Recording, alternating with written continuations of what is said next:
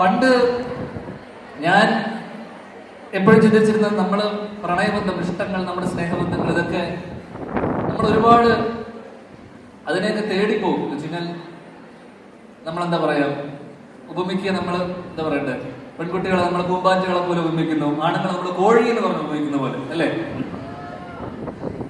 അതുപോലെ നമ്മൾ ഒരു കാലത്ത് ഞാൻ പഠിച്ചിരുന്ന സമയത്തൊക്കെ ഇതുപോലെ ഒരുപാട് പൂമ്പാറ്റകളെ അല്ലെങ്കിൽ ഭംഗിയുള്ള പൂമ്പാറ്റകളെ തേടി നമ്മൾ പോകും.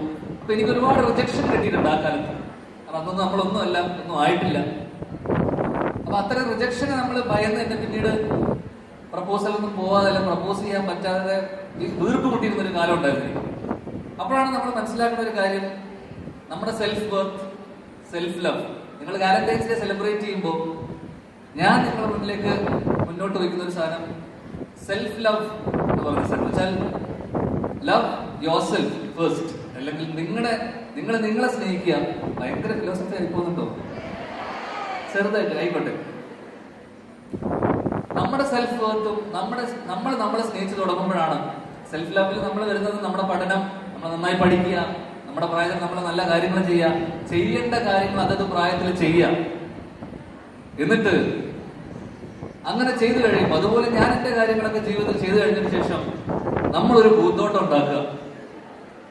പിന്നെ ഈ ബട്ടർഫ്ലൈസ് ഒക്കെ നമ്മുടെ പൂന്തോട്ടത്തിൽ വരുന്നേ.